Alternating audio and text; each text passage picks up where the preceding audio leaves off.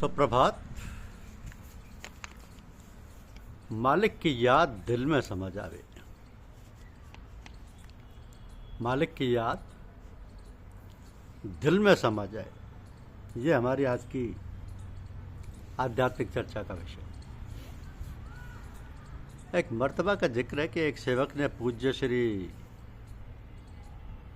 महात्मा रामचंद्र जी महाराज से अर्ज किया कि अक्सर अभ्यास में ऐसा मालूम होता है कि सूरज की सी रोशनी पैदा हुई, कभी चांद निकला और उसकी रोशनी मालूम हुई, कभी बिजली चमकती हुई या सितारे चमकते हुए आदि। तो महात्मा जी ने फरमाया कि ये सब हमारे देह की चीज़ें नहीं हैं, जिसको हम चाहते हैं वो सब इनमें नहीं है। इन सब चरित्रों और उद्देश्यों दृश्यों के अनुभव में जब हमारी तवज्जो पड़ जाती है तो वो सीधी धार या कोशिश को छोड़कर जो सीधी इष्ट पद तक खींच ले जाने वाली होती है, मौजों में पड़कर फैल जाती है।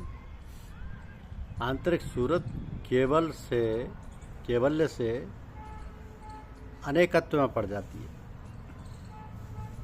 इसलिए शुरू से ही मालिक का पूर्ण इष्ट कायम करके सत्य नाम ही को लेकर उसी में दिल लगाकर सीधे इसी लगन में चले जाएं।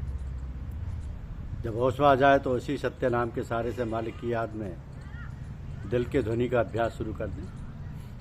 और चाहे जितनी मस्ती महबियत बेखुदी समाधि में आए जाएं, जब भी होश में आए इसी अभ्यास में दिल को गड़ाते और घुसाते चले जाएं, यहाँ तक कि यह अभ्यास उस महबियत की अवस्था तक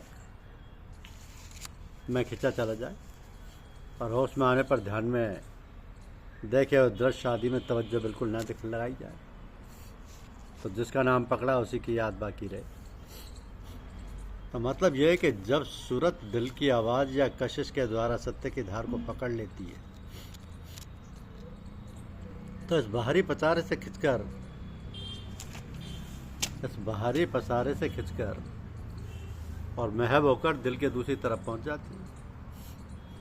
अब दिल के दूसरी तरफ पहुंचकर वहां बंधी हुई सूरत वहां के आनंद मंडल में फिर फैल जाती है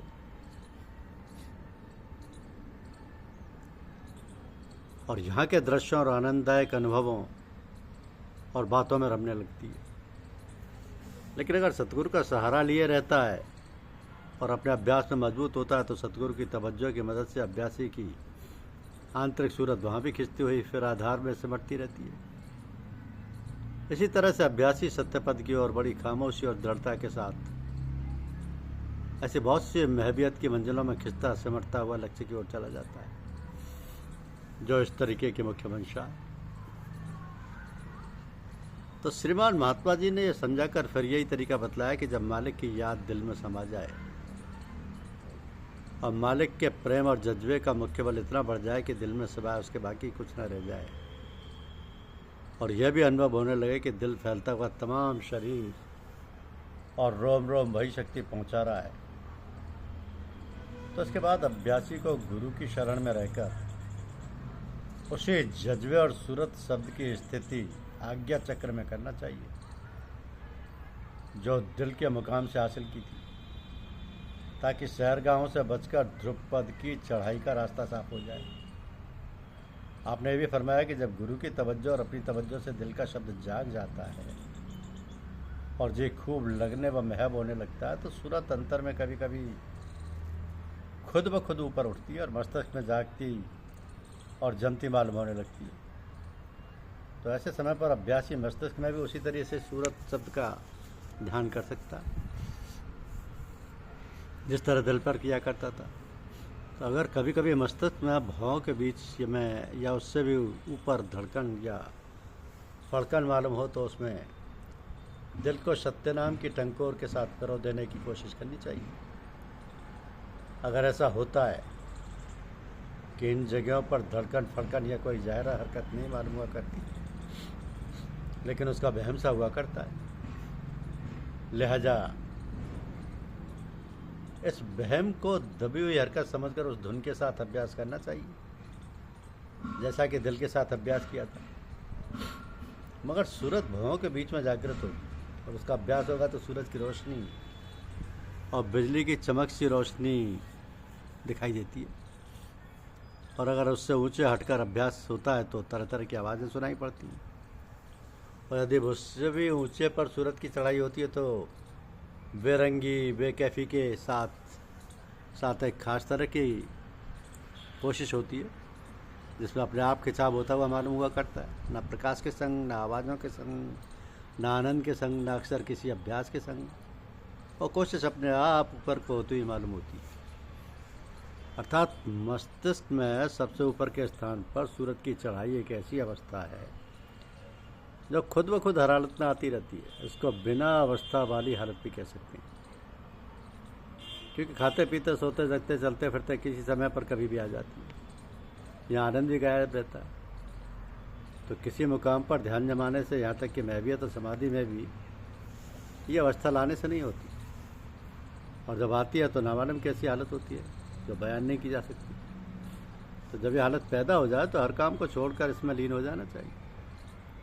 नामालूम कब ये अवस्था आ जाए, इसके लिए हरदम सचेत और तैयार रहना चाहिए। तो इस अवस्था का वर्णन नहीं हो सकता, ना कहकर समझाई जा सकती है। जब यह स्थान खुल जाता है तो नीचे के सारे मुकाम छट जाते हैं। फिर चाहे सब मुकामों के साथ एक अभ्यास हो, चाहे मस्तिष्क के 1, 2 या 3 स्थानों पर एक साथ अभ्यास हो, हर हालत में ध्यान इसी तरह रखना चाहिए। और ये कोशिश रहनी चाहिए कि सूरत का जैसा अभ्यास दिल पर किया था, इसी प्रकार यह अवस्था भी मस्तिष्क से दिल तक बढ़ जाए तथा रक्त प्राणों के साथ रोम रोम और सारे शरीर में बढ़ जाए। तो जिस प्रकार रोशनी की धार सीधी बहा करती है, लेकिन उसका फैलाव भी संग संग चारों तरफ गोलाकार होता रहता है, और जिस तरह पानी की धार सीधी बहते हुए भी उसके बहाव का पाठ चारों तरफ फैलता रहता है, आदि आदि, ठीक उसी तरह आत्मा की धार सीधी उतरती और बहती हुई आती है, परंतु साथ साथ उसका फैलाव सारे शरीर में भी व्यापक रहता है। तो बहाव के पाठ के संग संग उसमें एक खास धार भी बीच बीच में सीधी लगातार जारी रहती है और फिर अपने ही दहाने पर चढ़ जाती है। तो शरीर में आत्मा की बैठक के स्रोत फिर सिर में बहु अर्थात चोटी के पास होता है। इसके शुद्ध प्रकाश की धार जो वहाँ से फूटकर बह निकलती है, उसी को आत्मिक धार, आत्मिक सूरत, तवज्जो रूहानी कहते हैं। शरीर उसका पाठ का स्थान है, और जो प्रकाश की गर्मी व चैतन्यता कुल शरीर में फैलती है, ये सब उसी असल धार की छाया यानी अक्षी सूरत है। इस फैलाव में धारों की सूरतें भी दिखाई देती हैं जो उसी पाठ में खेला और दौड़ा करती हैं। धन्यवाद। यूट्यूब चैनल को लाइक और सब्सक्राइब अवश्य करें। शुक्रिया।